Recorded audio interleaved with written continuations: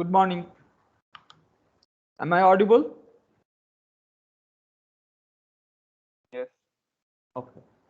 So, um, we'll discuss about the issue of commutation in a three-phase thyristor rectifier bridge.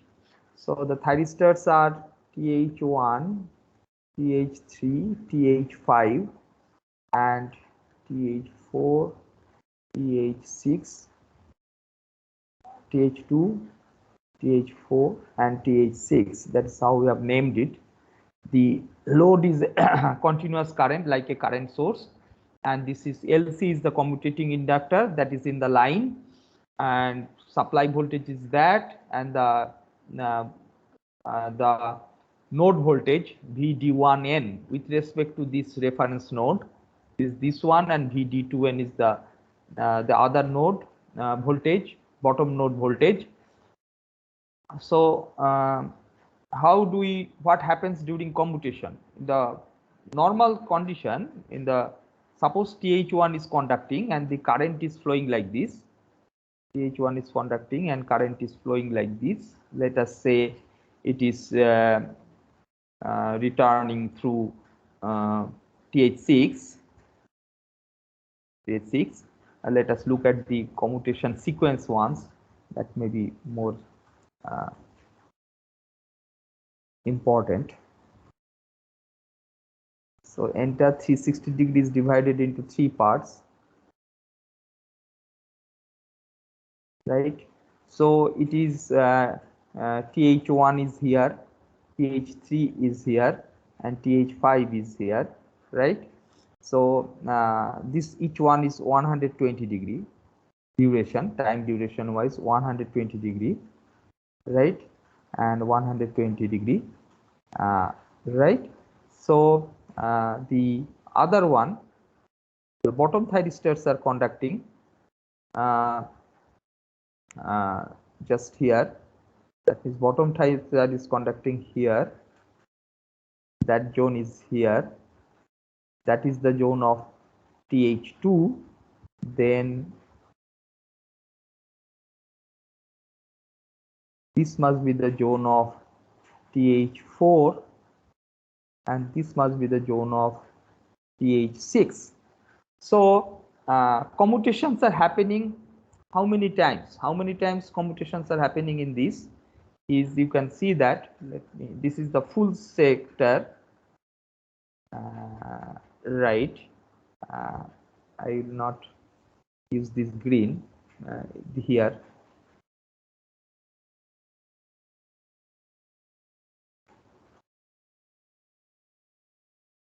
To understand that this is continuity, this is continuity, this and this is continuity. So how many commutations are happening here? If you count in the top thyristors, this is one commutation, one. This is second commutation. Commutation means thyristor 1 is turning off and thyristor 3 is turning on. That is called a commutation. And thyristor 3 is turning off and thyristor 5 is turning on. That is another commutation. Then thyristor 5 is turning off and thyristor 1 is coming on. That is another commutation. That is 3 in the top 3 thyristors. Similarly, bottom 3 thyristors also have commutation. This is when the TH2 is turning off and TH4 is coming on. This is fourth commutation. This is the fifth commutation when TH4 is turning off and TH6 is coming on. That is the fifth commutation, and subsequently there is a sixth commutation. So in total there are 6 commutations.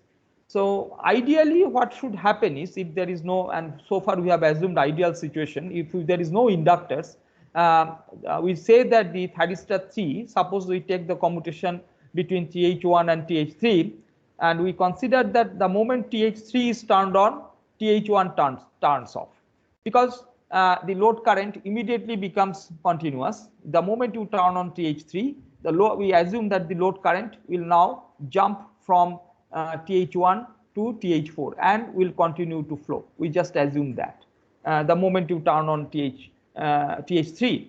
and because if the TH3 turns on, the B phase voltage would come here, and that will make thyristor 1 reverse biased. So thyristor 1 can afford to turn off because its current has been taken by TH3. So load current is still continuous and the voltage across is negative. But what really happens is that if there is a inductor here in the line side, which we have not considered so far, you also understand the inductor prior to, not prior to, as long as thyristor 1 was conducting and the current was going like this and returning back through, as I said, it may be returning back to this. That was the path, initial path of the current. But this inductor, this leakage inductor, has already some energy in it because of the current, load current, ID current also flowing through LC. It has some energy in it.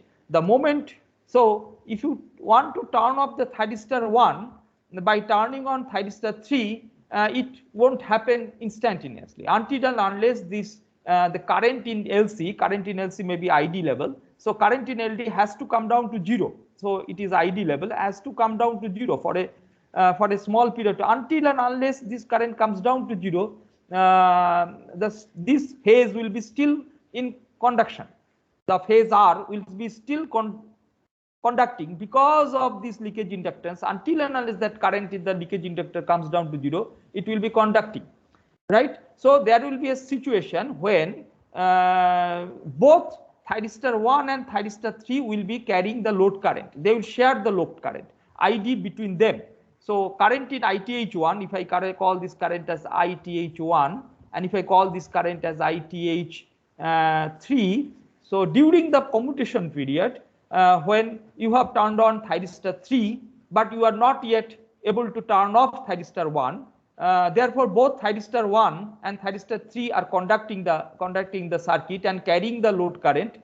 In the bottom phase, only TH2 will be TH6 will be conducting. There is no change there. There is no need for commutation there in the bottom phase. So it is still TH6, but in the top thyristors, TH1 and TH3 both are conducting during the commutation period. The commutation period, two things are happening. The current in this commutating inductor of phase R is reducing, and current in the commutating inductor of phase R will be simultaneously increasing. Okay, so one is reducing from ID to 0 level, and another is increasing from 0 to ID level. That is what would be happening. Until and unless that happens completely, that process is complete, TH1 would be, two thyristors will be conducting. So in this special case, TH1, TH2 and THC will be conducting. And in that situation, you see that these phase, effectively phase R and Y are shorted through these two inductors. So there is a voltage here, but that voltage is we can calculate what is the level of voltage it will be, VD1N. We'll calculate also that. But there is a closed circuit happening here. There is a closed circuit happening here where these thyristors and these thyristors are forming a closed circuit, right? The closed circuit, and their summation current is equal to ID, is equal to ID. So ITH1 plus ITH3 will be equal to ID. Do you understand what I'm saying? I'm talking about the commutation. Commutations means here, this situation, when I've taken this just as an example, identical thing will be happening when thyristor 3 is commutating with thyristor 5. But I have just, for example, taken one situation because these situations are identical. When thyristor 1 will be coming, the current in thyristor 1 will reduce to 0, and current in thyristor 3 will build up to ID level. I hope you have got the situation and why there is a conduction between conduction of both the thyristors for some very small time. It is because of the leakage inductance. A leakage inductance in the phase R is putting the constraint that it cannot reduce the current instantaneously because it has stored energy. Until and unless a negative LDI by dt is applied, V is equal to LDI by dt. So, and until and unless there is an effectively negative voltage across it, it cannot reduce the current. And similarly, the current in LC of the Y phase will also cannot increase instantaneously. So there has to be a positive voltage, effective positive voltage across this inductor to build its current. And its current cannot build indefinitely. The current cannot continue to build because there is a constant here of load current. Load current is limiting this current build up to ID level, because under any condition this has to satisfy the condition that the current in thyristor 1 plus current in thyristor 3 plus current in thyristor 5 has to be equal to IT. But thyristor 5 is not at all in business because you have not turned on thyristor 5. You have only turned on thyristor 3 in order to turn off thyristor 1. So during this portion, during this small portion mu, I can call that portion as mu in angle. So during that mu angle, thyristor 1 and thyristor 3 both are conducting. In one the current is increasing, in another the current is reducing, right? So any you have understood the premises of this thing? Then I will do the analysis, just analysis now, mathematical analysis. Okay, so maybe you have understood. Let me write it then. So let's take the phase R. So what is the phase R equation? VRN is equal to LC di TH1 by dt, okay, plus V d d capital D. Let me write capital D. Capital. I'm just writing Kirchhoff's voltage law. V d1 n. V d1 d1n. Just look at this circuit. I've just written this circuit. This part. This circuit part. This up to this d1n. So this voltage, okay, is equal to LC d ITH1. ITH1 is the current through thyristor 1. So ITH1 is now flowing through. ITH1 is equal to current through the commutating inductor LC, through this inductor. ITH1 current is going through it, and this is VD1N. So that is the equation I have written, right? Correct?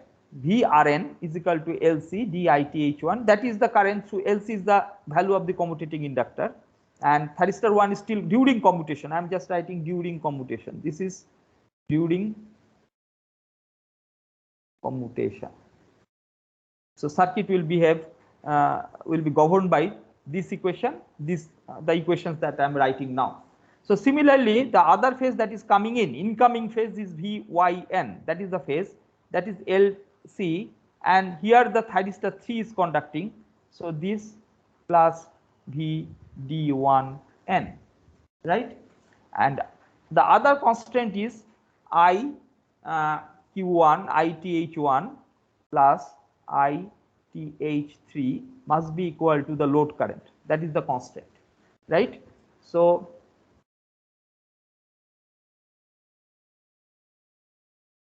So what I can write now is, therefore ddt of ITH1 is equal to minus ddt of ITH3. Why? Because d, the load current dt is equal to 0. It is assumed to be constant. It is assumed to be constant means as per the load that we have defined it as a constant current source. Even if it is not constant current source, even if the load current is just continuous, you may assume that during commutation the magnitude of the load current is constant. That is a fair assumption. Suppose the load current is shaped as this type of shape. Suppose the load current is shaped like this, right? So commutation is happening some point here. You may assume that this duration is so small. This duration is only mu duration we are talking about, very small duration, when thyristor 1 current will be falling and thyristor 3 current will be increasing. The duration is so small that the magnitude of the current at that sampled at that value is constant. So during this mu duration, we will not consider the current will be varying, but after that, over the period it will be varying. But during the commutation period, which is so small that current may be at that instant, the current may be assumed to be constant. But here we have taken even more simpler assumption that ID is overall constant. ID is a flat one. This is what we have assumed. So that issue is not at all important. And since ID is equal to constant, its derivative is equal to 0. So we know that the rate at which the thyristor 1 current is increasing is the rate at which the thyristor 3 current is thyristor 1 current is reducing, the same rate at which the thyristor 3 current is increasing. Right. So what is because this is this. So what is VD1N? Can we know about this? Yes, we can know by using these two equations. And if you see the equation, these two equations are di by dt and di by dt of them are cancelling to each other. So VD1N, by summing, we can find out is that equation 1 and equation if you sum, these two will cancel. This part and this part will cancel, and therefore we get VD1N is equal to VRN plus VYN by 2. That is the thing. So I then can find out that DIQ3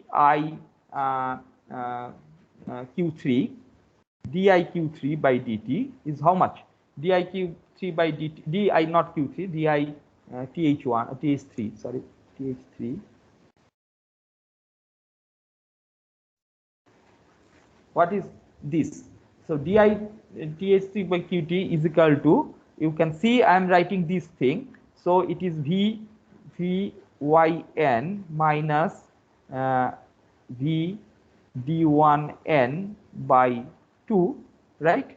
By LC, sorry, by LC minus VD1N by LC by LC, which is nothing but and I replace VD1N by this equation.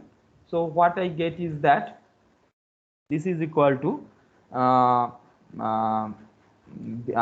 of 1 by 2 LC into VYN minus VRN. That is what I am getting. ITH3. I chose ITH3 because it is easy. Its initial condition is 0. I will integrate it, and I know that the initial condition of ITH3 is 0. ITH3 at the beginning of the initial condition is equal to 0. That's why I chose this. Whereas this ITH1 initial condition is ID. So I chose a simpler one. I took this one because I will integrate. I will integrate and try to find out what is the expression of what is ID and how ID is related to that. So I find out that ITH3, if I integrate, this is equal to 1 by 2 LC, and integration if I do between what time, that is very interesting, that I will talk about it, and what voltage I will do. So this is the voltage VYN minus VRN. So we have to see where is VYN minus VRN, that I have to see. Our basic reference is VRN is equal to, that is the basic reference voltage. So VYN minus VRN, let me quickly do a kind of phasor thing and see where is VYN minus VRN. So you see that I'm just doing a small phasor here. You just to write the equation. So this is VRN, this is VYN. I have to do VYN minus VRN. So it is like this, and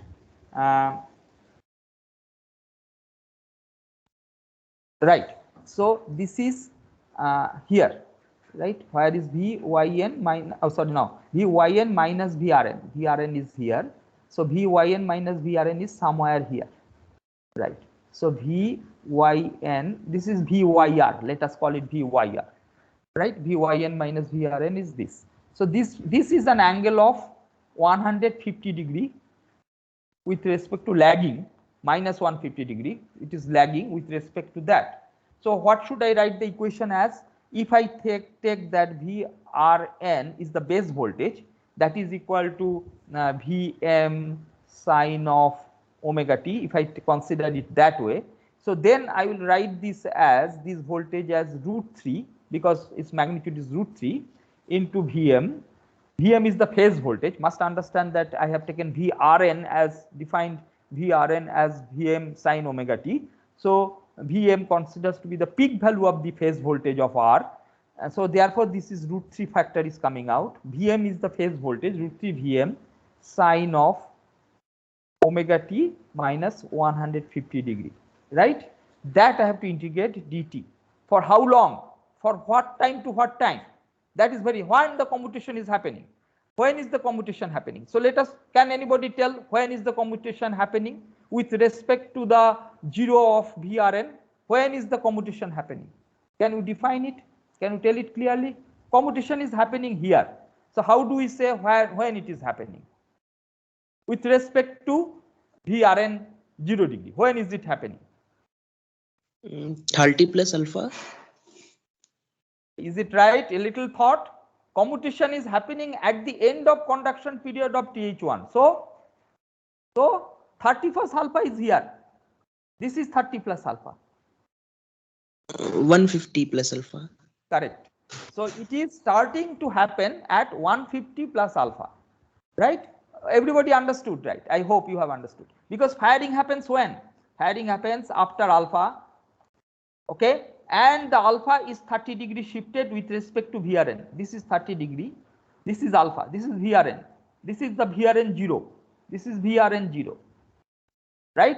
30 degree plus alpha. But commutation is happening after the conduction period is over, when TH1 has to turn off and TH3 has to turn off. So another 120 degree has passed, elapsed. So 30 degree plus 120 is 150 degree plus alpha. So that is when the initiating commutation is getting initiated for thyristor 1. So it is 150 degree plus alpha by omega, if I want to convert it to time. Then here it will be another extra angle 150 plus alpha plus mu by omega. Mu is the duration during which this thing is happening. The current is falling in thyristor 1 and current is building in thyristor 3. That is what is happening. And if I integrate it this way, then thyristor 3 current will build up to what level? 0 to ID. So if I integrate it completely, because it is the initial value when the current is 0, this is the final value when the current would become to ID. So this integration should give me the value of ID, right? Agreed? Agreed? So let's do the integration. So what is the integration saying? You will be doing it better than me, quickly, more quickly, but let me do it my slow way. So 1 by 2 LC omega into Vm √3, that is correct. So that is, and then it is minus cos of omega t minus 150 degree, and integration is being done between 150 plus alpha to 150 plus alpha plus mu, right? The commutation duration is not duration, in the angle. The commutation duration, the angle corresponding to the commutation duration is mu. That means this is the duration in angle is mu, during which ID is building. ID is building from 0 to, ITH3 is building from 0 to ID. This is the duration ITH3 is building, right? That duration is defined as mu. So what will be this one?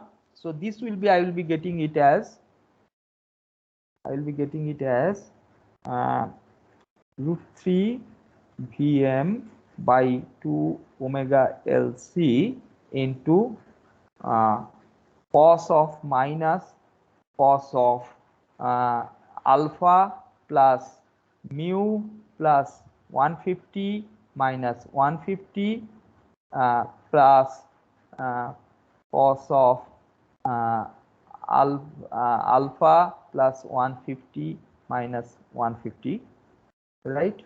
So it is equal to ID is equal to, so which means that ID is equal to √3 Vm by 2 omega LC into cos alpha minus cos of mu plus alpha.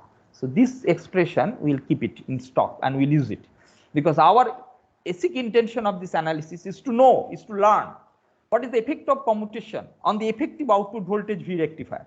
What is the effect of commutation on that? That is what we intend to find out, right? So how much reduction will be? You can clearly see there is a reduction. Because why reduction? Common sense itself you can see that. Because when this commutation is happening, this voltage is not just, had there not been any leakage inductance, this voltage would have been Y phase voltage, right? VD1N would have been Vy. Instead of that, it has become what? It has become what? You see now it has become what? It has become Vrn plus Vyn by 2, which is essentially less than Vyn, which is basically less than Vyn. So there is a reduction in the voltage, because the voltage at D1N, D2N voltage we don't have to consider, it is the same, because D2N voltage at that instant is because the which phase is conducting? C phase is conducting. It is equal to Vb, Vbn. That point voltage is equal to Vbn. So that doesn't change. This D2N is equal to, at the commutation in end is equal to Vbn. Vbn. So that doesn't change. But this voltage is now not Vyn. It is equal to Vyn plus Vrn by 2. That is what is the change happening due to commutation. And this is a reduction in the voltage and reduction into time. So you have to take an average of that voltage. What is it corresponding to? Because we have already found out what is the V rectifier average. If no commutation is there, no commutation issue is there, then we have found out that expression we already have in stock. Along with that expression, we have to see what is the average effect of this voltage reduction. So average effect means we have to integrate for mu and take a corresponding time over the entire period, right? And you must understand there are 6 such commutation periods. We are now considering just one. So we'll see what happens. We'll see in 120 degree what happens and then double it to consider it. So let's do it, and you may then understand what I'm saying. So I have to now take how much is the effective loss in volt second. Effective loss, I am trying to find out what is the effective loss in volt second. Effective loss in volt second due to one commutation, right? One commutation, due to one commutation. What is the effective loss in volt second? So let's consider this as x. So let's consider, so x is equal to so I have to integrate again. How much is the volt second loss? How much is the volt second basically loss is? So let me do it. Let me not write immediately. Is x. That is, let's say is x.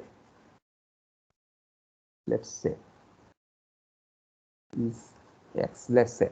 So x will write it. But what is the instantaneous change in voltage? Instantaneous change is that it should have been Vyn, and it is now Vyn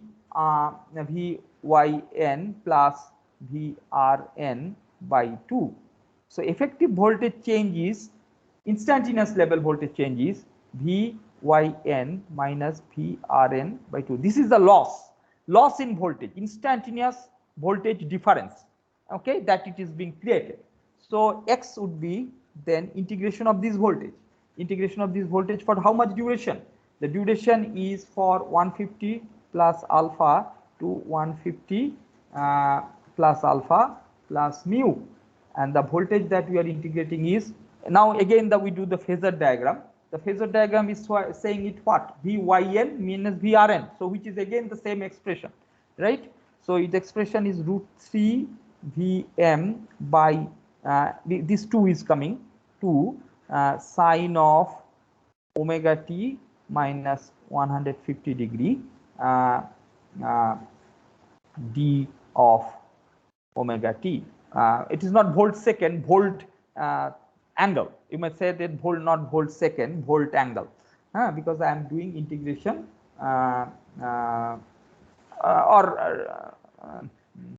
it is actually volt second, but what to say, let me call it 1 by omega here. Right, let me put it this way, just for convenience of integration, it is volt second only I'm trying to find out. So omega I have taken out. So what is this? So 1 by omega, this integration will be how much? This integration will be again root 3 Vm by 2, and this is again minus cos of into minus cos omega t minus 150 degree, and this is 150 plus alpha to 150 plus alpha plus mu. So the expression is 1 by omega root 3 Vm by 2, right, into right. Right. So what is this expression? Minus cos of alpha plus mu plus cos alpha. So there I will put the expression 1 by omega root 3 Vm by 2 into what is that expression? That was expression of this one is equal to 2, this part is equal to id 2 omega lc by root 3 Vm, id 2 omega lc by root 3 Vm. I will put that id 2 omega lc by root 3 Vm. So this cancels, 2 cancels. So I am getting is equal to id and omega cancels, id into 2 id into lc I am getting here, id into lc I am getting here. Have I done it correctly?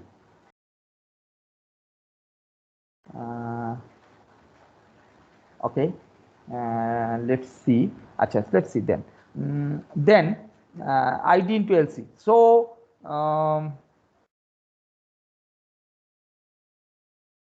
I is equal to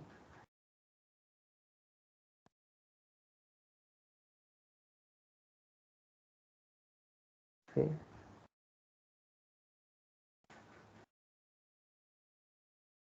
Okay. Achha, okay, correct. Okay. It's okay, dimensionally okay. So now what will be this its average effect?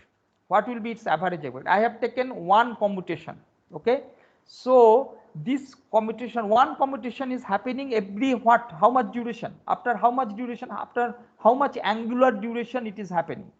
Tell me how much after how much angular this thing it is happening? It is happening 6 times in a 360-degree period. So every commutation, I have though considered this, similarly one commutation is happening here, similarly one commutation is happening here, and the bottom side also, bottom thyristors also one commutation is happening. So overall 360-degree it is happening in every 60-degree, right?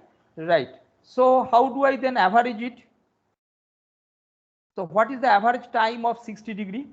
60-degree is corresponds to how much time? 60-degree corresponds to how much period? T by 6, and omega t is equal to 2 by, right? So t is equal to 2 pi by omega.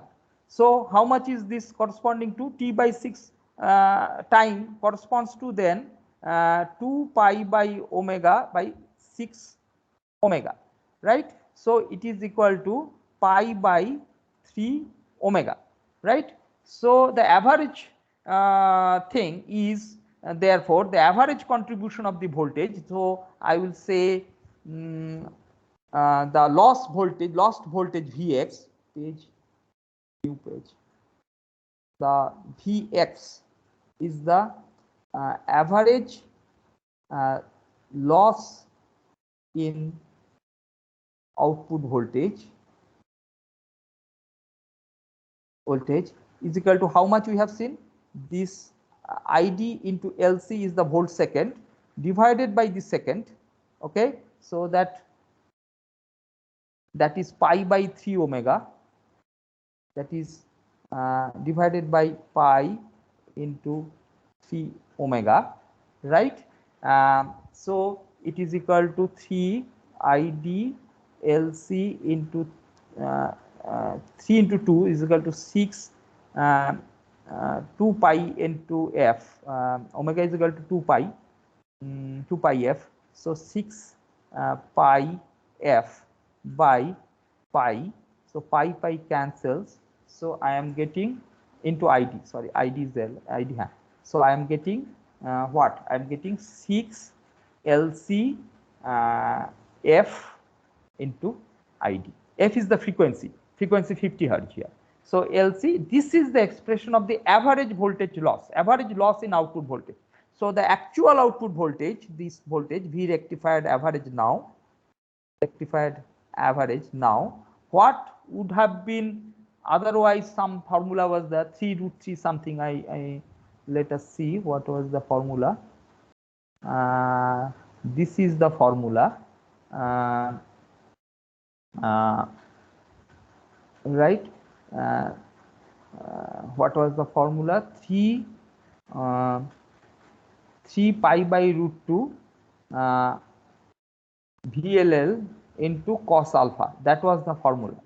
3 pi by √2 VLL cos alpha, whatever the formula is, right? 3 pi by √2 VLL cos alpha, right? 3 pi by √2 VLL cos alpha minus this voltage.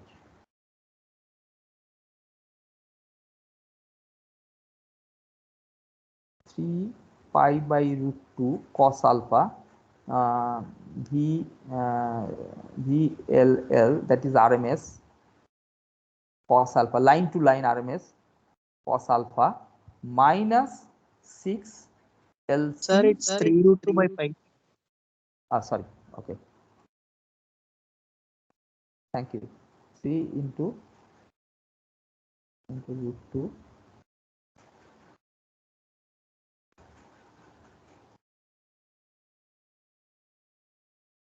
pi VLL cos alpha minus 3LC F into IT. So this is the difference that is appearing in this thing, and you can quickly check the dimensionally. It is omega Li. You see some kind of voltage. F is coming here. So a common sense in a AC, how much is the voltage drop? Omega Li. Some kind of similarity is there. Omega Li. Omega part is in the F. Omega Li.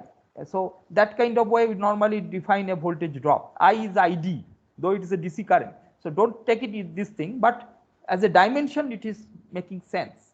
So there is a factor 6 coming here, 6 LC commutating value of the induction, F is the frequency, ID is the current, DC current in the load side.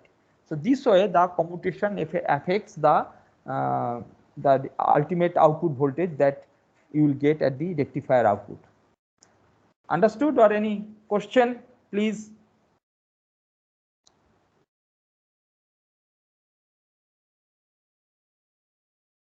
Is there any question?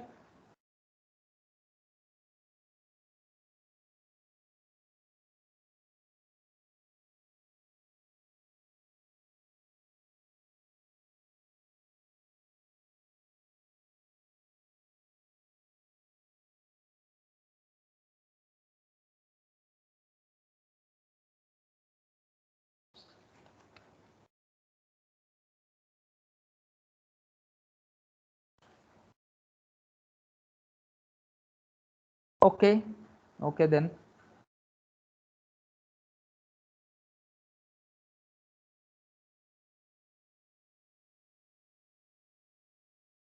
Okay then. So now I will take a fresh page and start a new thing. I will be talking about something which is commonly known as 12-pass thyristor rectifier. Whatever we are considering is a 6-pulse rectifier, right? 6-pulse rectifier, because you are seeing that the DC voltage has 6 what to say, or you can say that thyristors are 6 and its So therefore 6 thyristors are getting 6 pulses. 6 thyristors are getting 6 pulses, and the rectified voltage also has 6 such lobes in 1, 2, 3, 4, 5, 6, 6 such what to say, the pulses, you might call it pulses in 360 degree. So that is why it is called 6 pulse. So far we have talked about 6 pulse rectifier, 1, 2, 3, 4, 5, 6. Okay, sometimes VRY, sometimes VRB, sometimes, so it is VRY related, this is VRB related, this is VYB related, this is VYR related, this is VR related, and this is VY related. So these are the, this is that the output voltage you are getting. Okay, its shape may be different but similar. Sometimes due to firing angle alpha, it may shape may be different, but there will be 6 pulses at the rectifier output. But now we will be talking about 12 pulse rectifier. This 12 pulse rectifier has one great advantage that we will be talking about. The problem with thyristor rectifier is that, as I have repeatedly said, the problem is the current. Problem is the current in the line side. You have seen the line current side is a some kind of a square wave, some kind of a square wave or quasi square wave, you may call it. This IR current shape, you have seen that this current shape is something like this thing, 30 degree, 120 degree, then 30 degree, then again another 30 degree, then negative 120 degree, then this. This is the kind of shape current waveform is there at the line side, which contains harmonics. It contains fundamental and then third harmonic will not be there. Fundamental, fifth harmonic. If you can do the Fourier analysis, you will see that the third harmonic is not there in this waveform, but there is fifth harmonic and seventh harmonic. So these are pretty low frequency harmonics, and its magnitude is also not so insignificant. So this causes some problem in the line because this harmonic affects other equipments which may be connected to the same 3-phase supply. It may be a communication equipment, because harmonics means, you know, it's almost like, and this is almost like any frequency can be produced, right? N is equal to 1 to infinity. So at least these low frequency harmonics we must be able to eliminate from the line, because they may cause, even they are noisy, it is in the audible range of us. So these harmonics are to be eliminated, and the current waveform has to be brought as close to sinusoid as possible. But with thyristors, it is not possible to make it perfect sinusoid, because you are not switching so frequently. You are only switching for each thyristor, you are switching only once. You are turning on only once in every 360 degree. Only once. TH1 turns on only once. TH1 turns on only here. So it is conducts only this to this, and subsequently it is off. So only one time in 360 degree conducts. Its frequency is same as 50 Hz, right? That's the line frequency. So since you are not turning on and turning off thyristor so frequently, you cannot shape the current waveform. You cannot shape the current waveform like a shive. In order to shape that, you have to turn on, turn off, turn on, turn off, like that you have to do. That is not possible. You have require a better device like IGBT. But thyristor is a perfectly suitable device for this, because of the various reasons I have talked about. Because its commutation is natural in this kind of configuration where AC to DC conversion is going on. The commutation will be natural. You turn on thyristor 3, thyristor 1 turns off. So the major problem of thyristor turning off is actually solved in this application, for the special application of AC to DC. It will not hold good if DC to DC conversion is made. As we have seen that we required a commutating circuit, commutation thyristors, etc., earlier. We have seen that. So, however, this basic problem remains that the current waveform is not nice. So, in order to improve it, people do some kind of connections, and in this, using these connections, they try to shape the current waveform to as close to sinusoid as can be done. So that is what is known as that configuration. One of this configuration is, and they have to use transformer for that. So one of this configuration is known as 12 pulse rectifier. So there will be 12 thyristors. There will not be 6 thyristors and there will be 12 thyristors. That is the first point you have to get. And there has to be a complicated transformer connections. Not complicated, we know that electrical engineering, we know we have to have star delta transformer connections. So when we have such connections, star delta transformer connections, along with the 2 such 6 bridges, 6-phase bridges, we'll get a better shape in the line side current waveform, which is the objective. Okay. It also has simultaneous few other things. We'll see that. For example, if we connect them in cascade, each 6-phase bridge modules, if we connected sorry, not 6-phase, each 6 thyristor bridges, if I connect them in cascade, I get higher voltage. I can connect them in cascade. Okay, cascade means in series, because we have extra terminals. We have got in the secondary side one star winding, another delta winding. Okay, so with that we are getting Like a doubt. I mean, we want ID to be sinusoidal, or do we want to be constant? Hey, you are not getting the basic right. ID is the load. I'm talking about IR, line current. Line current shape, I have to make it more like sinusoid, irrespective of ID. ID cannot change. ID is the load. ID is a stiff waveform. ID is a square waveform. Not square waveform, DC waveform. Not even plus minus. It is a DC. Which, when I reflect to the line side, due to which I get what waveform? This is the waveform I get in the line side. This is the waveform I get in the line side, isn't it? Yes or no? Yes. Right? So this waveform, do you know that this waveform, if I consider that it has not only fundamental but some harmonics also? Do you need any proof of that, or do you understand that? Square waveform, quasi square waveform, you can even do Fourier series, find out. Okay, so we have harmonics. That harmonics in the line side, you are not bothered about load side. Load is not under your control. Your control is in the supply side. You are giving a supply side. You are giving a converter to convert it. This is where your product is. Your product is here. Here is the supply. Here is the load. So people will say, well, you have given me some DC voltage. That is what I required. That is fine. But the supply system is corrupted with harmonics. People will say, so it is not good, they will say. Right? So when they will say that, then can we do something with our knowledge? With our knowledge means our knowledge is only here in the thyristors. So can we connect the thyristors to such bridges? This is one bridge, one 3-phase bridge consisting of 6 thyristors. Can we do something like connect another bridge and configure it such a way that the current waveform has less harmonics? Current waveform is not like this. I would like to make the current waveform more stepped. If I do more stepping in this, then I will see that the waveform has less harmonics. I cannot avoid steps.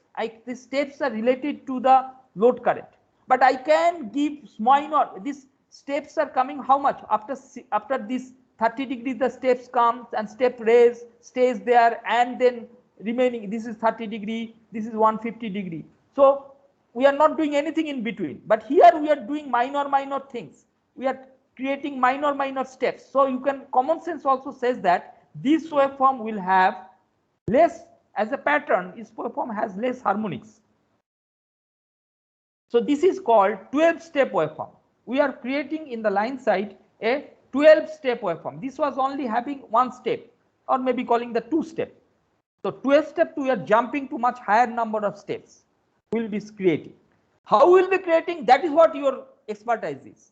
You don't talk about load. I will change the load ID into sinusoid. Load is load.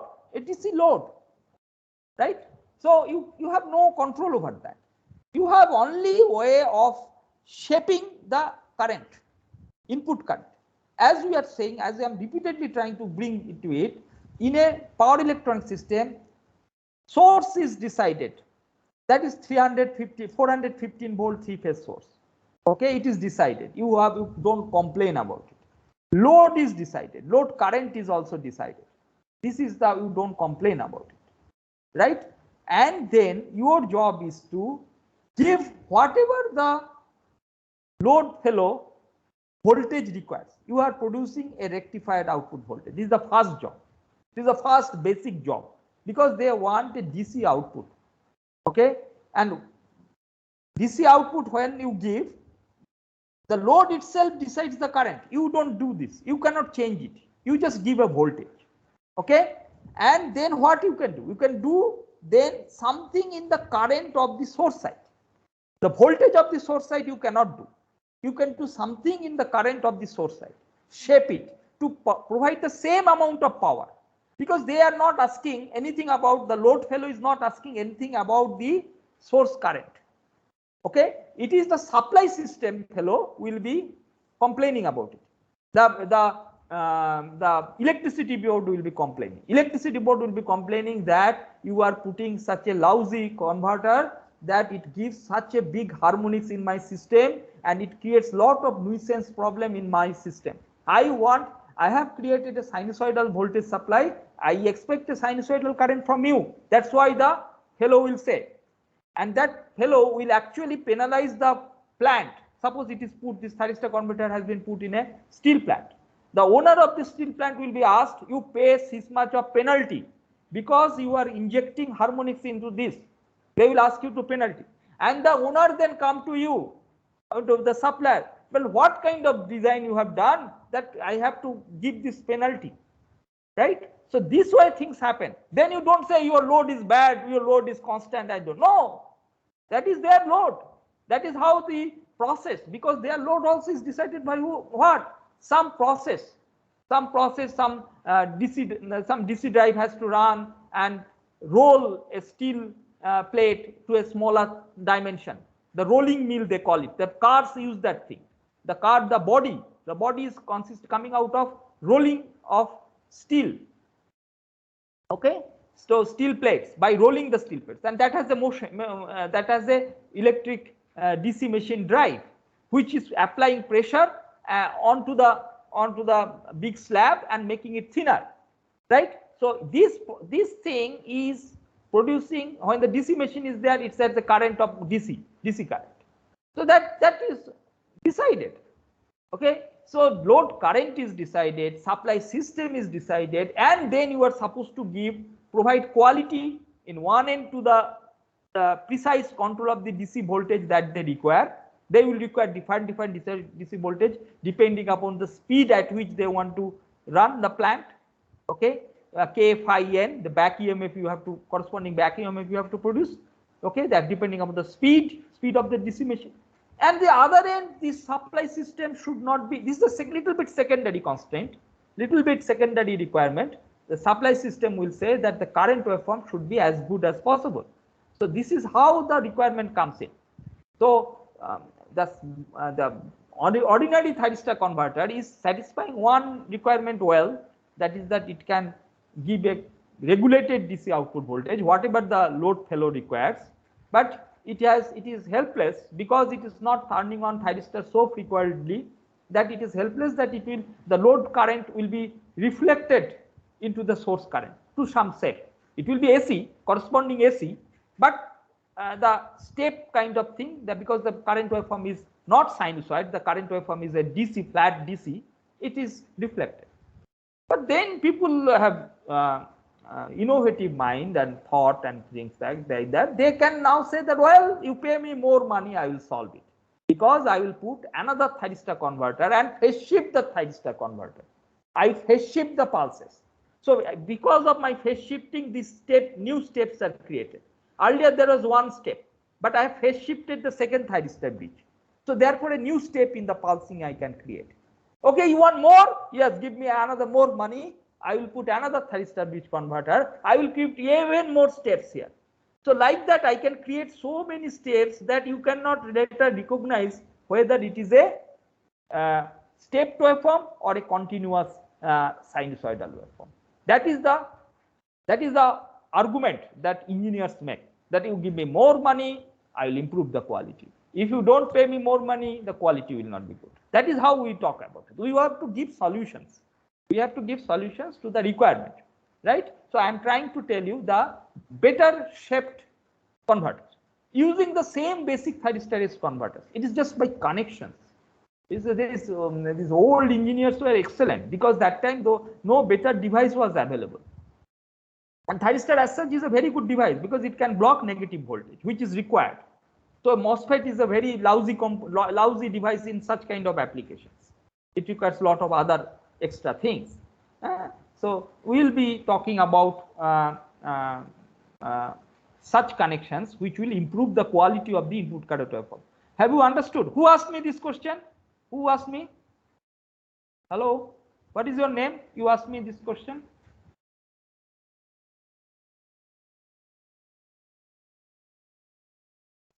I am asking your name. What is your name? So me? Your name? Who asked me this question? Did you? Did I answer you? Yes, sir. What is your name? Ocean. Okay. So now let's see that how we can do it. So here we will be doing it. First, we will be doing 2 bridges.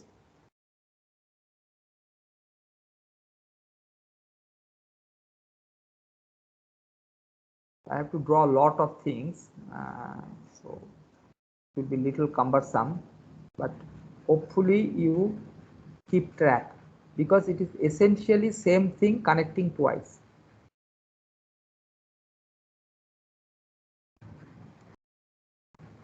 And keep your common sense ready all the time.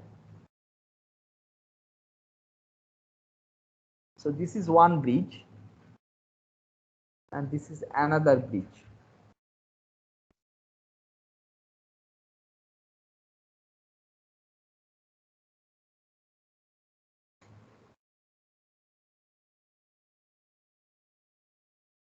Two bridges are there, right?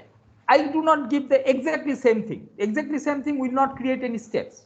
So I have to give a system of voltage to first bridge and another system of voltage to the second. Another system of 3-phase AC voltage. What does it mean, another system? Another system means the AC voltage at this, whatever is given here,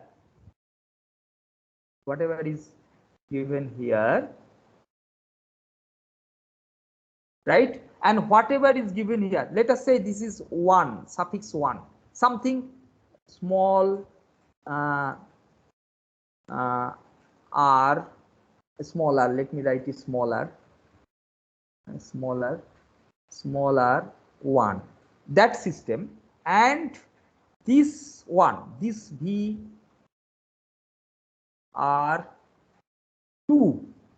this VR1 and VR2 will phase shift. Then only we'll get steps. Without phase shift, you can understand that. That is, how is the step? What is the meaning of step? Creating more step. I am shifting and producing the current. Somehow if I shift, suppose this is a square wave, and another square wave I create just by shifting it. Identical thing, but by shifting it. Then is it not, when I add them together, then is it not I am creating more steps? I am creating more steps. That is the idea. That is the basic idea. That when I shift the current waveform, I should be able to get the current waveform at the input side by shifting them in the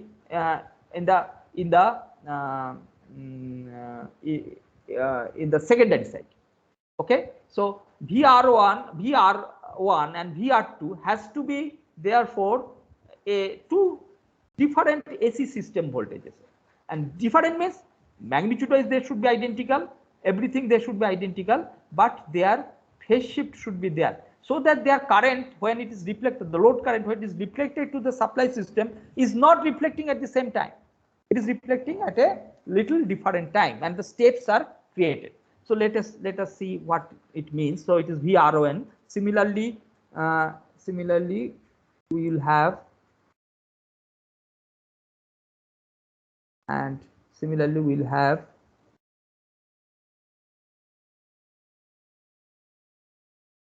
right? So TH1, these are all thyristors. These are all thyristors. We'll talk about, we'll say that. So TH1, 1, I'm just TH, TH 1, 3, TH 1, 5, TH 1, 2, TH 1, 4, TH 1, 6, and these thyristors will call it TH 2, 1, TH 2, 3, TH 2, 5, TH 2, 4, 2, 2, TH 2, 4, TH 2, 6, right? These thyristors, I join them, right, and create a cumulative load. This is the load. Load is still stiff DC. Okay, so two bridges, I have connected them in cascade, and I intend to have two system of ROIB voltage. This is VR1, Y1, Y1,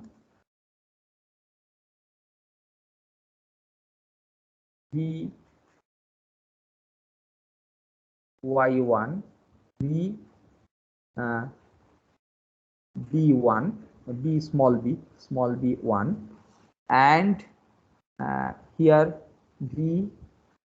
Y2 and B2. So two system of voltages I have created, who are essentially identical in all manner except phase shift. Do you know anything? So far we have thought about this, or we have learned, you have learned about this phase shifting to three phase voltages. Do you know something? Do you know how it can be done? I give you a three phase system, three phase voltages. I want to get from it two voltages, two system of three phase voltages, this who are mutually phase shifted with respect to each other. Given one voltage, one system of three phase voltage, we have to produce another two system of phase shifted voltages, one of which may be same in same phase shift with respect to the whatever the input phase shift given to you, input supply system given to you, but the other one has to be phase shifted with respect to the these two. Do you know how it can be accomplished? You have studied that. There is a phase shift happens. You have studied that. You can create phase shift between two three phase voltages. Just take one first. I have given you one system of three phase voltages. I need to get another system of three phase voltage which is phase shifted with respect to the given voltage. Have you studied that? You have studied that. Hello? Did you get the question at least? I have given you a three phase system of voltages. You have to give me another three phase system of voltage, but with respect to this is phase shifted by 30 degree or plus 30 degree or minus 30 degree. How can I get it? By using three phase LC load and changing the values. No. Star delta transformer. What is the use of learning if you are not able to preserve the knowledge?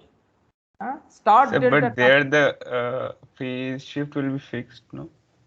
It is fixed only. I need 30 degree. I only need 30 degree phase shift because this thing is not arbitrary. The shaping of the thing has to be, if it is a square waveform and you are shaping it, so you are producing the step at a fixed point only, then only you are getting this better shape. So what is that? What is the way to get phase shift? Okay, 30 degree phase shift or any frozen fixed phase shift is using these transformer connections. Okay, transformers phase shift. So one of the most easy way of having this phase shift is star delta. So star delta, let us say this system of connections has to be through star delta transformer. So what you will have is, let us say it is the primary, right? So one of them, there are two secondaries I require. So one of them I keep them identical. star, right? One of them I keep identical, another I put it delta. They are in the same core. You must understand this is a common one primary, two secondary, three phase transformer. They are in the same core, right? So I indicate it by drawing this line, meaning that they are in the same core. So I draw a delta transformer here, delta winding here. This all windings are in this, in this concept, in this dot concept. Okay, the delta other one is like this, which is parallel to this winding, right? So here dot, here dot, here dot, right? So this is one dot, and then another one is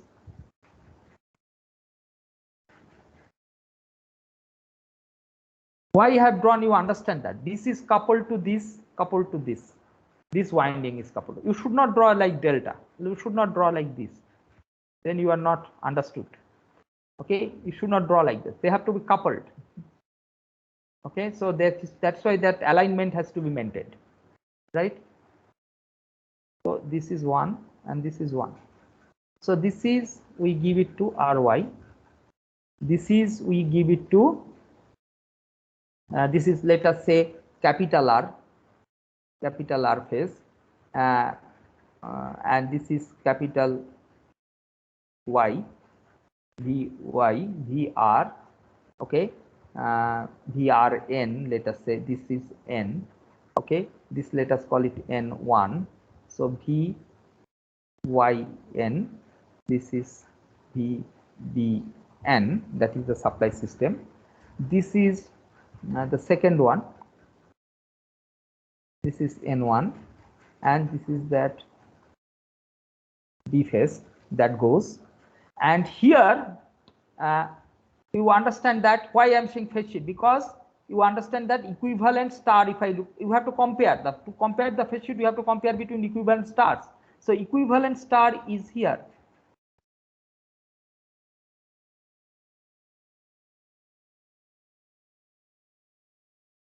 Right, the equivalent star is here.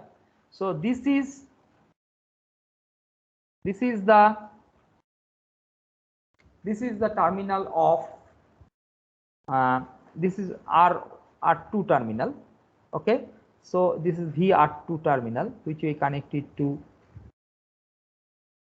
this one, and this is second one is VY2 terminal, which I connected to this one, and the third one is VB2 terminal, small v2, right? And you see that phase shift, you see this 30-degree phase shift has happened because between the this is a internal fictitious neutral N2, fictitious neutral N2. With respect to that, that means VRN2 is leading or lagging VRN1. What is the relationship? This voltage is what? This voltage is VR1N. Suppose I consider the other one VRN2. This voltage is, if I consider as VR2N, N2 with respect to N2. So what are their phase shift? Who is leading and who is lagging? What is the relation? R1 is leading. VR1 is leading. How? VR1 is leading. What is the three-phase system? This is leading this voltage. VR1N leads VY1N. VR1N leads this is N1, let us say. VR1N1 leads VY1N1. So therefore, VR2N is leading VR2N2 is leading VR1N1 by 30 degree. By 30 degree it is leading, isn't it? This is lagging this. This is right hand side, whatever is coming is lagging. You will not be silent, you will be silent. Why you will be silent? At least say yes, no, I don't understand. Something Yes, is sir. there. So V R2N is leading. So I will conceptually write it as V R2N2 is something like V R1 N1, though it is not a phasor. Phasor has to be sinusoidal. But here it is a phasor. I can write it. So I can write it in phasor. These voltages are phasors. Currents may not be sinusoid. So that is leading V R1 N1 by 30 degree. By 30 degree. Okay. So this if I consider phasor. Now one mistake I have made here. One mistake I might have made or might not have made. I have not talked yet about the turns ratio. So tell me, to keep the phase voltages identical, listen to me very carefully, to keep the magnitude of the phase voltages identical, that means this magnitude of VR1 N1 and VR2 N2 same, not identical, same. What must be the turns ratio between two secondaries? Can it be 1:1? It should be √3. Which one should be √3? Which one should be √3? And which one should be 1?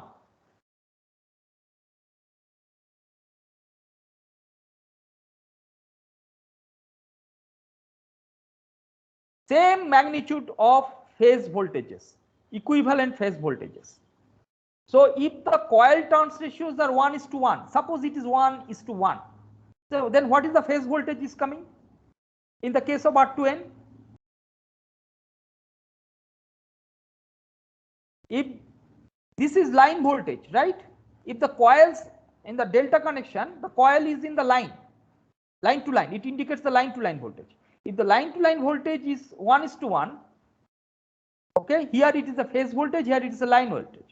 But the coil turns ratios are 1:1, then actual phase voltage is becoming scaled by 1/√3, right?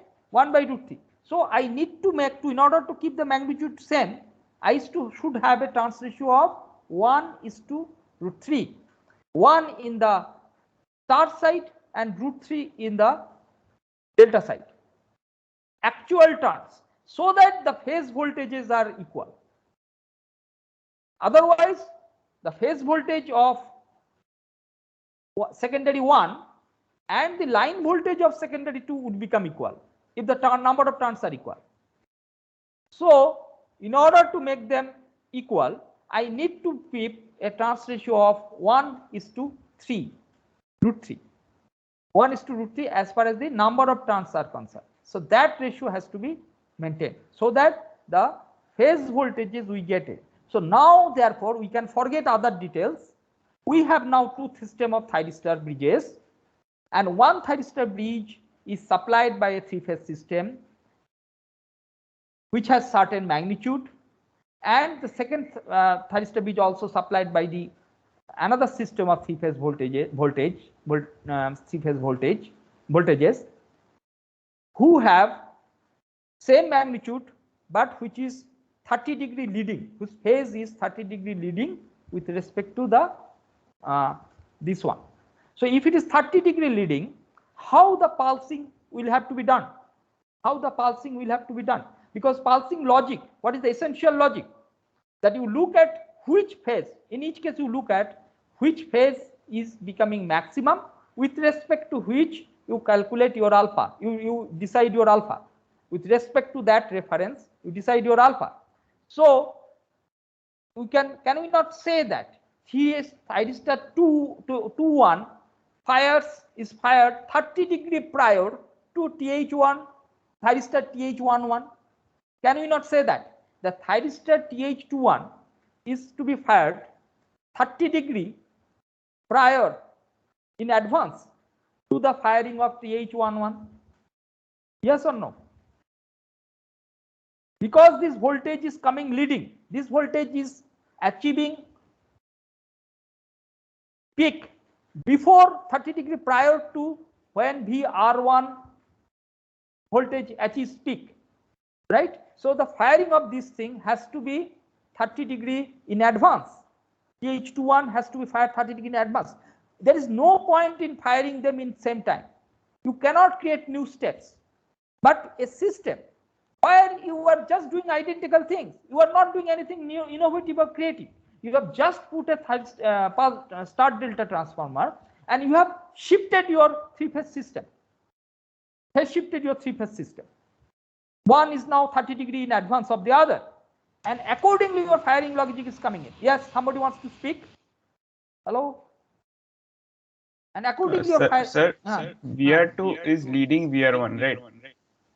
VR2 is leading VR1. Yes. So like the second, like TH2 should be fired later, right? No, if it is leading, it will be fired earlier, right? It is the same state it is reaching early, right?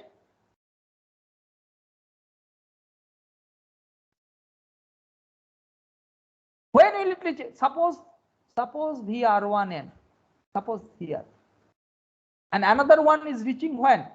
This is leading. Leading means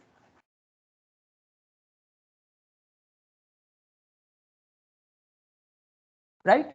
In one case, you would like to get this zone. Another case, you would like. Got it. It should be fired earlier. So it has to be fired earlier. No new knowledge or no new strategy is decided. It is all based on that who is speaking and who is not speaking.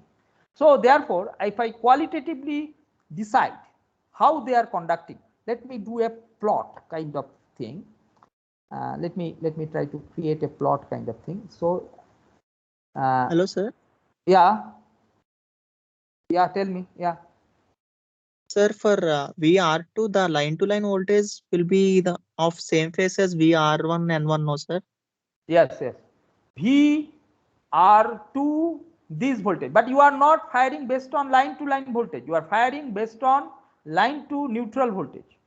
This voltage, line to line voltage of this and line to neutral voltage of this is in phase. Phase voltage of VR1 and spent, but line to line voltage is shifted.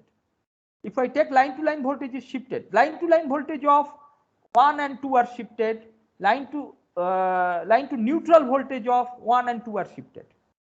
Okay. And you will see that both of them are shifted by 30 degrees. Whoever is leading will be leading. You will see that. You will see that.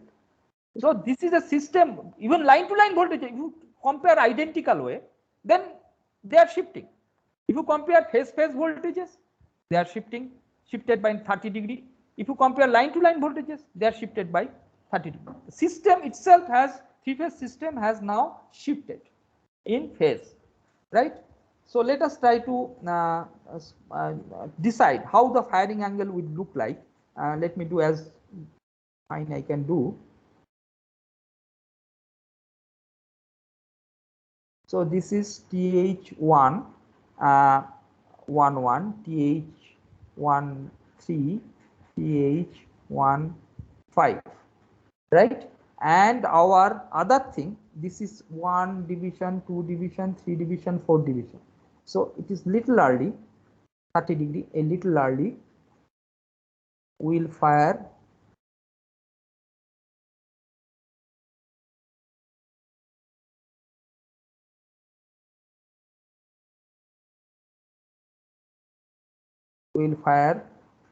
TH 2 1, TH 2 3, TH 2 5. Okay, we'll fire them. Correct? Understood? So if you have understood that, and similarly for the bottom thyristors, I am not drawing it. Okay, or just to complete, maybe I draw it just to show how the conduction happens. So let me use the blue color. 4, 5, 6. Okay, so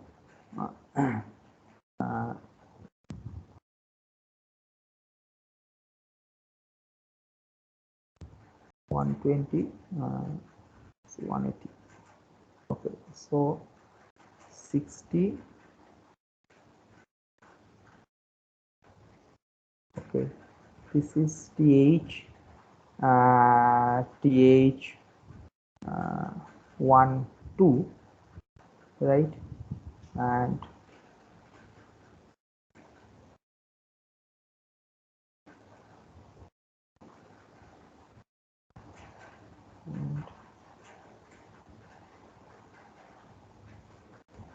okay. Right. So TH not TH1, TH TH14, TH14, TH16, right. Right. So another one is that okay, I'm putting it above. So the third one will be 60 like this.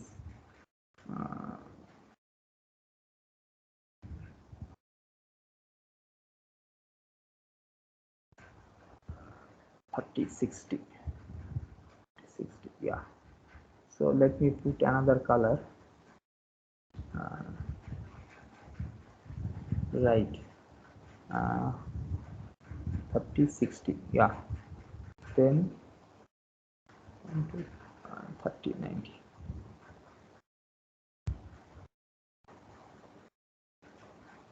Okay, 30.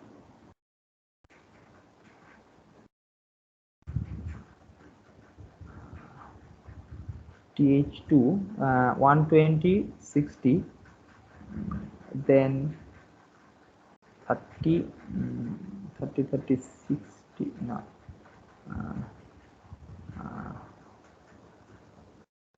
Okay.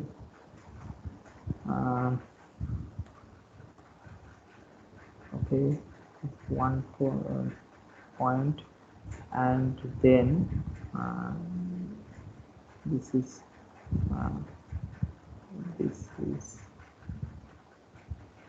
TH. So I think it will go this, and then this is going this, okay, and this is this. So so this is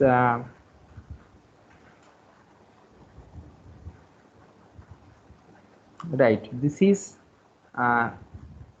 TH with respect to red one, TH22, TH24, TH26, TH24. So what you are supposed to see here is that you have to see that every 30 degree one new combination comes.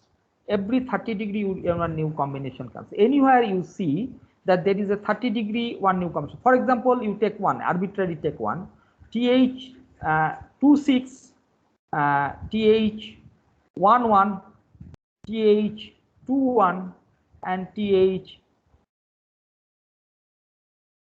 TH14. So one zone, this will be conducting, and then subsequent zone, one of the thyristors will be changing. So the conduction path is somewhat like this. Let me take the conduction path of this. Let me take the conduction path of this. TH, I am considering that this is conducting, and return is through this. Return is through this. So this is conducting. Right. And now let me think that I am conducting TH2 and TH4. So TH2 and TH4, right? TH21 and TH24, right? So this is first. So before that,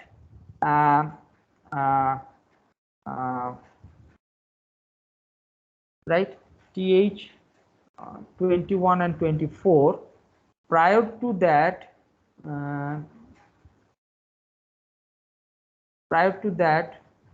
which thyristor would be conducting?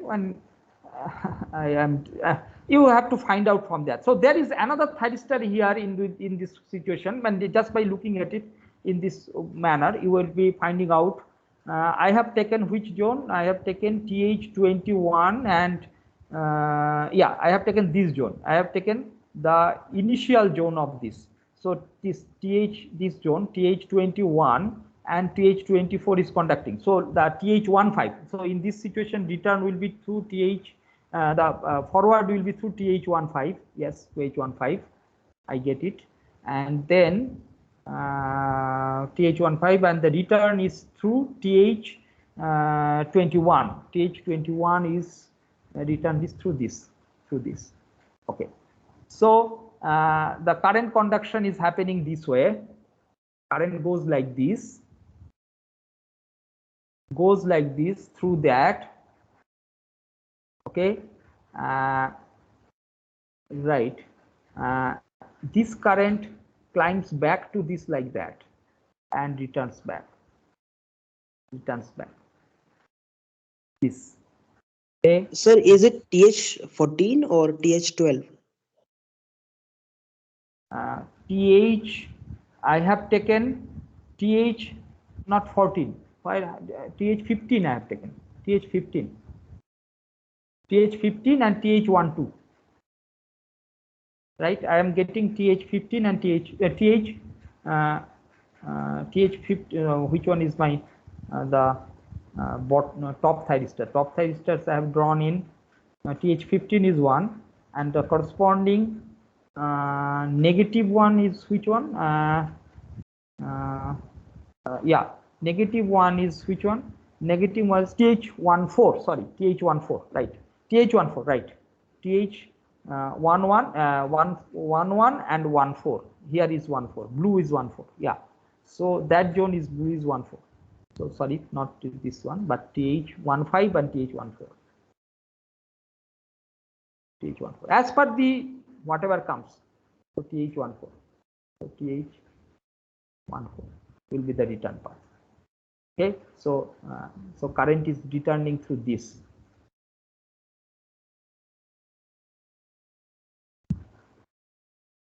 Current is returning through this, going there, returning through this, turning through this, like that. Okay. In this case, current is going like this, TH21, and returning through this. The current comes here, climbs up, goes here, returns like that. Returns like to TH24, returns like that. Okay. And here the current is returning like that. It is coming here and returning like that. TH24. It will be returning like that. Right. So so this is the pattern for conduction, and I have explained that how the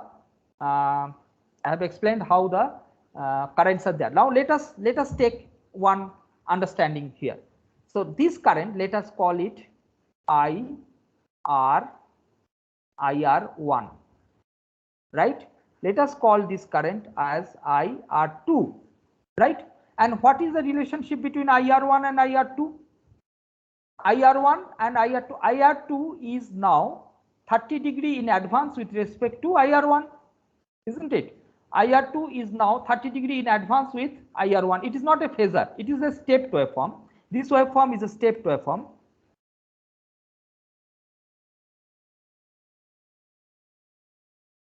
And here also it is a stepped waveform. But this IR2 is in advance with respect to IR1. That is what we will see. Both of them are stepped waveform. But one of them is in advance. IR2 is leading IR1 by 30 degree. That will happen. Okay. Now there is a complication here. Complication is that this IR1 current will get by trans-ratio transformation will come here. So that is what the current will come. So I can qualitatively write, if I call this current as IR, I am writing it as equal to, not phasors, I should not use phasor symbol here. It is not a sinusoid, so I should not use a phasor symbol. I should be careful. Is equal to what? it will be instantaneous. This is instantaneous current IR1. If the trans ratio is n is to 1, then IR1 by n, no doubt about it, right? So this current direction is here. This is dot to cross, so it is going here, this direction, right? Similarly, the current that is in this, in the coil, in this coil, right? Now that will be reflected there. But that current has some other way of representation with respect to IR2. I am clear about IR2 because IR2 is just like IR1 in shape. Shape of IR1 is nothing in doubt because it's 120 degree. For that duration it gets ID value, so that doubt is not there. However, it is shifted. Only difference is that it is shifted 30 degree in advance with respect to IR1. But I have not yet understood what would be the current shape here in the coil, because that is the current that will be reflected here, right? And that is the current if I define it as if I name it as I, let us say I name it as I R2, towards R2 it is going R2 and this point is B2, IR2 B2. Let us say I name this current as IR2 B2. I name this current as I Y2 R2, and I name this current as I B2 Y2. So the reflection actually happens here, this plus I what is that, R2 Y2, R2, no, not Y2, B2, R2 B2 divided by trans ratio is what? Trans ratio with respect to this is n into divided by into root 3, because that is the actual trans ratio. That is the actual trans ratio, root 3, right? Yes or no? You have understood that? Yes or no? Why? Because of the firing, these two current shapes are first decided. Because of firing, as we have seen in a three-phase system, how the firing angle creates 120 degree conduction, right? However, due to the transformer, one is star connected and the other is delta connected, this shape of the current is directly translated or transferred to the primary side with a scaling, and scaling is the trans ratio scaling, that is n. Okay. However, that current that is transferred from the secondary side, from the secondary side with suffix 2 is a little different, because it has to be considered what is in the coil current. The coil current is IR2 B2, and that is getting transferred, and the ratio of this is how much? The ratio is primary is n, secondary is root 3, right? So the ratio would be accordingly root 3 by n. Root 3 by n. So this is the expression of the, would be the expression of this thing. For simplicity, n will not create any issue. N can be anything. So one has to see that one is directly coming from the shape, another is a transferred shape but scaled by a factor root 3. And this transferred shape, we have to see what is the phase shift of that with respect to IR1, because I know IR2 is leading, but do I know IR2 B2 is leading or not?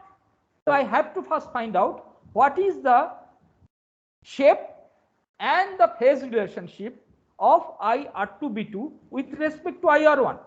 At present, I know what is IR2 phase shift with respect to IR1. So let's just do this. What would be the phase shift with respect to that? Are you able to follow the argument? Please stop me if it is not okay for you. So let us do the Kirchhoff's law then. The Kirchhoff's law is saying that I R2, this current, is equal to what? I R2 B2. Just look at the circuit, R2 B2 minus, you look at the circuit, this current, this IR2 I am writing, I small r2 should I write? I small r2, right? Please forgive me for this change of sometimes I'm making mistake of small and this thing big letters. So this current is equal to IR2 current is equal to what? By Kirchhoff's law, it is I R2B2 minus I Y2 R2 minus I Y2 R2, right? Similarly, I if I take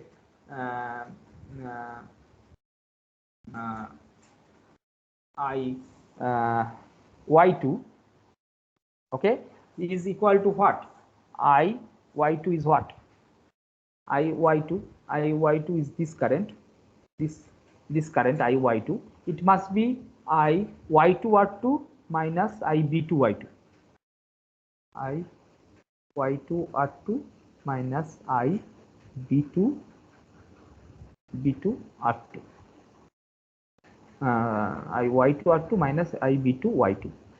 B2 Y2. Right. So if I subtract this, then what I get? I R2 minus I Y2 is equal to what? This is minus, this is plus. So I am getting I R2 B2 plus I B2 Y2 minus 2 I Y2 R2. So I can do one trick and say that this must be equal to minus I Y2 R2, because these three things summed up to be 0. So this into plus 2 Y2 R2. So what I can say is that I Y2 minus I R2 is equal to I 3 of I Y2 R2. In this specific case, my interest is in I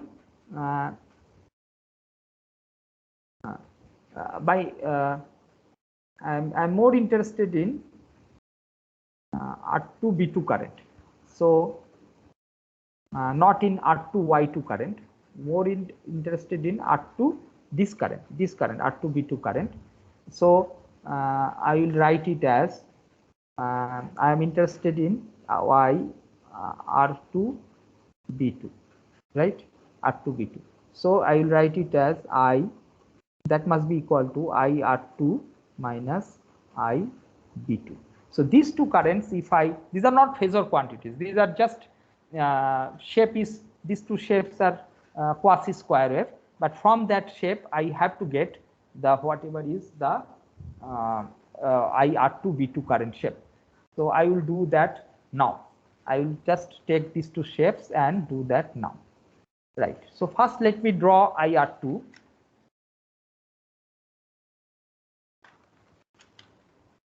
IR2.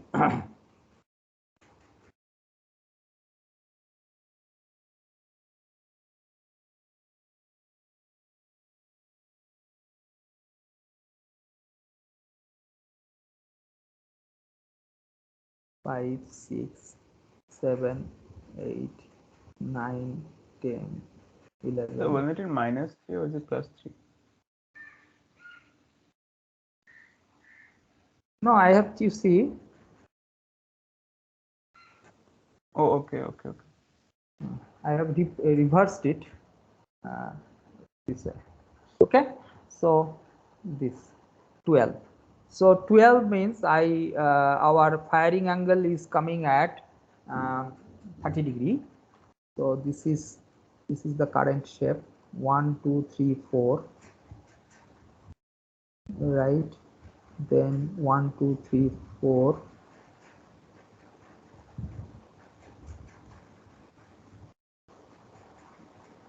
And this is the current shape of what? One of them. Let us say I R2. By already I know the R2 is shifted 30 degree in advance with respect to that I keep in my mind. But this is what is R2, and I am doing now just between R2 and B2 phase shift. R2 and B2, this is B2 will be phase shifted in advance by 120 degree, which means I can say that it is phase shifted it is retarding by 240 degree. So I will do that first. So this is our 180 degree, this is 60. So this is where its shape is identical. So then this is this. This is 1, 2, 3. Okay, and then it is coming here, then like this, and then negative 1, 2, 1, 1, 2, 3, 4, negative.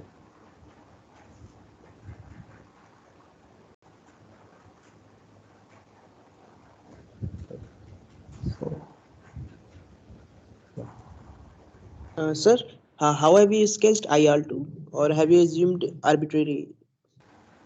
IR2 is just arbitrary, just now reference with respect to IR2. I know that IR2 is leading IR1 by 30 degree. But that doesn't Okay, matter. sir. I'm not doing any referencing with respect to IR1. I've just drawn IR2 first, taking that as the reference.